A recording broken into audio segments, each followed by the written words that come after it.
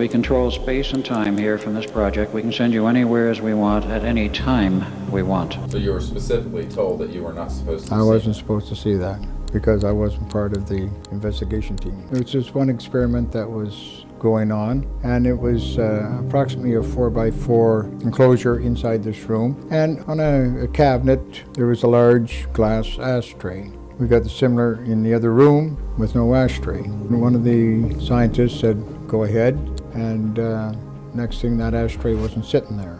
It just disappeared completely. It was there 1 minute and boom, 1 second and it was gone. And as we went into the other room, it was sitting there. And it was the identical same object. Exactly the same object. It dematerialized and materialized. And once you hear a story like that, you start to wonder where these experiments actually began, because the team Fred Threlfall talked about wasn't working alone. Around the same time, a group of some of the most brilliant scientists in the world were working on things far more advanced, and what they were doing went way beyond a disappearing ashtray. In a moment, we're going into the part almost nobody talks about, where top scientists pushed this idea way further than anyone expected. What comes next is on a completely different level. Before we continue, there's something important you should hear, especially with the year ending. 2025 is almost over, and we're falling into the same trap again, waiting for January 1st to start something new or learn a new skill. But here's the truth. You don't need a new year to make a new start. AI was one of the most in-demand skills of 2025, according to the World Economic Forum, yet most of us didn't learn it, and that puts us at risk, not just of falling behind, but of being replaced. You still have 45 days to learn AI and step into 2026 as a more skilled, smarter, and employable individual. That too in just 2 days. Let me tell you about the 2-day live AI mastermind training by Outskill, the world's first AI-focused educational platform, happening this Saturday and Sunday, 10 a.m. to 7 p.m. Eastern Time on both days. And the timing is perfect because they have their year-end holiday offer going on, so you can get in absolutely for free instead of the usual $395. Outskill is rated 4.9 out of 5 on Trustpilot, and this 16-hour live experience by them has been attended by more than 10 million worldwide professionals like you, across fields like marketing, finance, engineering, and data, mentored directly by AI experts from companies like Microsoft and NVIDIA. The best part, this training isn't just about learning tools. It's about changing the way you work. You'll learn how to use AI to simplify your daily tasks, build AI agents that plan, create, and automate your workflows, design AI automations that connect tools like Sheets, Notion, and CRMs to save hours, gain ready-to-use AI systems for your job, business, or freelance projects. But learning those skills isn't just enough. The most important part is knowing how to monetize them. Outskills learners have launched AI-powered businesses that even built weekly revenue models worth $4K to $5K. Not just that, you'll receive bonuses worth $5,000, including a prompt Bible, a roadmap to monetize AI, and a personal AI toolkit builder, only if you attend both the days. This Christmas, gift this opportunity to someone who you think could benefit from learning AI, as it could change their career in 2026. Seats are limited. Grab yours now via the link in the description. P.S. Join the WhatsApp community to stay updated before the big blast. Big thanks to Outskill for supporting the channel. The real cutting edge was at the Institute of Advanced Study,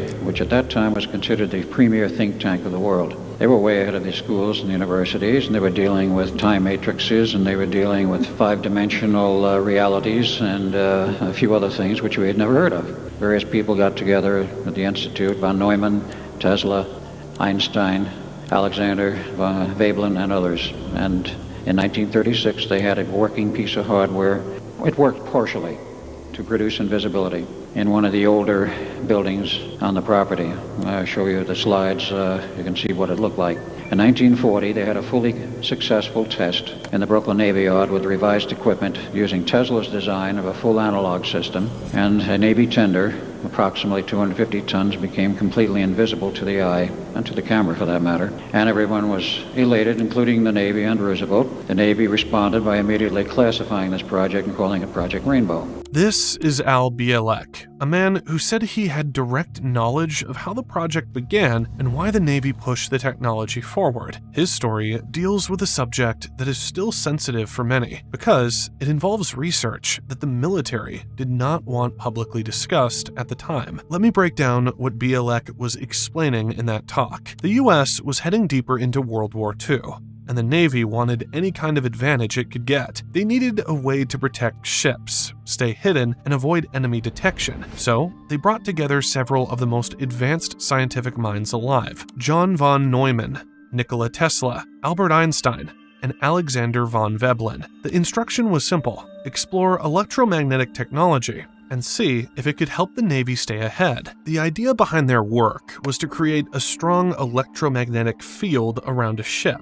If the field behaved correctly, it could bend waves around the vessel instead of letting them bounce back. In simple terms, the ship wouldn't show up where it actually was. To attempt this, the team used Tesla's analog circuitry, powerful generators, and custom coils built to produce a stable field. In small tests, objects inside this field didn't just become harder to see, they disappeared completely for the observers. That result was enough for the Navy to classify everything and move the project into full development. But scaling the system to a real ship created effects that no one fully understood, and once people stepped into the field, the reactions became far less predictable, setting the stage for the first major test that involved a full crew. Today, most people know this story by a name that appeared years later: the Philadelphia experiment. But for the purposes of this test, they only wanted about 15 sailors and 6 officers, enough to take the ship out into the harbor, set it stationary, motionless but not anchored,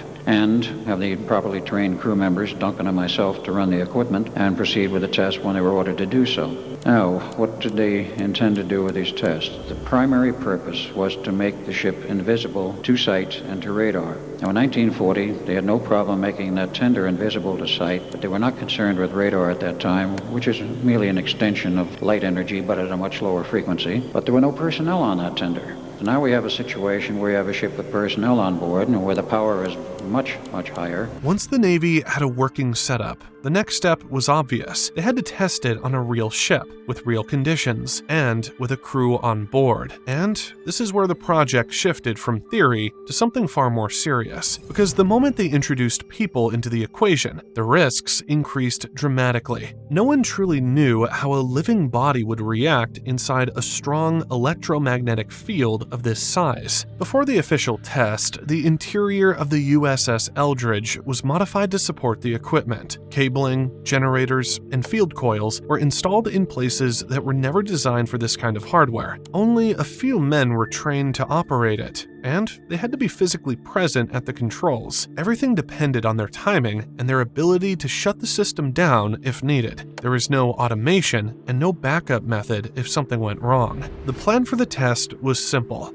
take the ship into the harbor, hold position, activate the field, and observe how stable the system remained with a full structure and crew inside it. The Navy wanted to see how long invisibility could be maintained and how the ship behaved while the field was active. What they didn't expect was how quickly the situation would change once the equipment reached full strength. As the field expanded around the Eldridge, small warning signs began to appear. Lights flickered, metal vibrated, and the crew started reporting discomfort. These were early hints that the technology was interacting with the environment in ways the team had not anticipated. And as the power increased, the effects became even more noticeable, pushing the test toward a point where stopping it would be far more complicated than starting it. First test, July 22nd, 1943, on the Eldridge, out into the harbor of Philadelphia. The orders came from a carrier with an observing group aboard, which included Dr. Van Neumann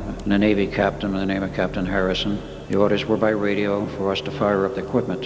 You see, there were no computers in those days. There was not very good means for remote control, so it was decided to have 2 men there who knew what the system was, namely Duncan and myself, to run the equipment, and in case something went wrong, be there to shut it off or do whatever we had to do. On orders, we turned the equipment on about 1000 hours, and for 20 minutes, everything appeared to be perfectly normal and the way they wanted it. The ship was invisible to radar and invisible to sight, with nothing but a haze around it. But the captain noticed something he didn't like through the binoculars from the deck of the carrier. There was a water line around the ship, but it was a huge water line. That is to say, it was much further out from the ship than one would expect. Nobody had prior experience as to what was going to happen, but nonetheless, he couldn't see the bottom where the water was under the ship, and he was concerned that due to the gutting of the interior of the Eldridge that it might break in half if it was not supported by water. Well, it was supported by water, but it was invisible. So we ordered the test terminated in 20 minutes, We went back to dockside, and then they found we had a problem with the crew, that part of the crew which was deliberately stationed on deck as observers to see what they saw from the inside. They were very sick, nauseous, disoriented, mentally out of it, and physiologically pretty much out of it. So they were pulled off. Everyone else behind steel doors or below deck was quite all right. The period between the first test and the next major attempt was tense. The Navy wanted results quickly, but the scientific team knew they were dealing with a system that didn't behave like normal machinery. Even small adjustments to the equipment produced changes that were hard to predict. John von Neumann, in particular, was becoming more cautious. He understood the mathematics behind the field, but once the power increased, the system reacted in ways that didn't follow the original design. Despite these concerns, the project continued to move forward. The goal for the next test was simple: gather clearer data and see how the field behaved at full strength. The Navy believed that if they could stabilize the system, they would have a real tactical advantage, but the scientists also understood that increasing the power meant increasing the unknowns. The more energy they pushed through the coils, the more the environment around the ship reacted in unexpected ways. For this test, the equipment had been modified again. Timing circuits were improved, synchronization was tightened, and the overall output was raised to a level they had never attempted before. On paper, it was the cleanest version of the system they had built. In reality, no one could say how the field would behave once everything activated at full load. What made this moment especially critical was that the test wasn't meant to be brief. They planned to hold the field stable long enough to observe deeper effects, not just surface-level changes. This meant the crew had to stay calm, follow the sequence exactly, and trust the equipment even if something felt off. Everything was in place: the timing, the operators, the ship, the observers, and once the order came through, there was no turning back. On the fateful time of the 12th of August, we did proceed with the test. On orders, radio, we threw the appropriate switches and turned everything on. For about the first 70 seconds, everything seemed in accordance with plan, i.e. it was radar invisible, but the ship was still visible through a greenish type haze. And then the ship vanished completely from the harbor, no waterline, nothing, and a blue flash of light. Needless to say, von Neumann and the Navy were very concerned, very upset. Panicked is the right word, and where the ship was gone for 4 hours. No sign of it anywheres. Finally came back 4 hours later in the same spot in the harbor, and it was obvious something was wrong. When the Eldridge finally returned after the test, the situation immediately shifted from scientific curiosity to emergency. The ship was back in the harbor, but almost everything about it seemed wrong. The field had collapsed, but the effects on the vessel and the people inside didn't match anything the team expected. It became clear that the experiment had pushed the system far beyond the original design, and whatever happened while the ship was gone had created changes they couldn't easily measure. One of the biggest problems was understanding what the field had actually done. The equipment was built to bend electromagnetic energy, but during the test, it behaved like something that reached outside of normal physical behavior. The conditions were no longer just about invisibility. The system had reacted with the ship's structure and the crew in a way that suggested the boundaries of the field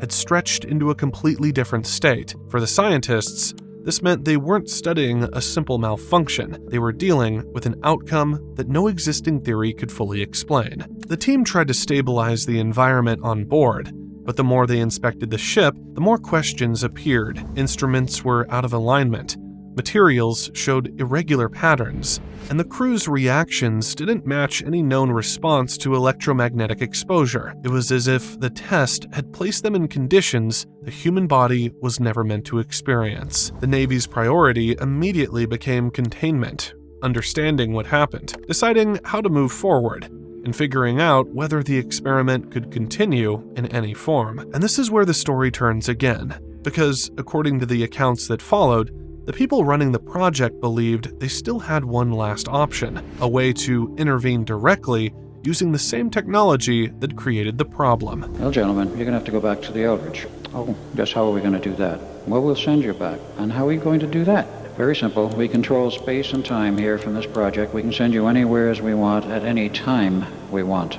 And it had built and was within what is called a hyperspace bubble, which was growing. Now, a hyperspace bubble is nowhere physically. It is describing an artificial reality which is not of this Earth or not of the solar system as we know it. It's outside of it, in a manner of speaking. After the ship returned, the condition of the crew became the most disturbing part of the entire story. Officially, very little was acknowledged. But over the years, multiple accounts, some from former sailors, others from researchers who investigated the case later, claimed that the effects went far beyond disorientation. These reports described men who appeared confused, unable to stand, or unaware of their surroundings. And then came the stories that pushed the experiment into legend. Crew members who were said to have been partially embedded into the metal structures of the ship, as if the boundaries between their bodies and the vessel had temporarily broken down. None of these details were ever confirmed in Navy records, but the consistency of the allegations kept them alive. The idea was simple and frightening.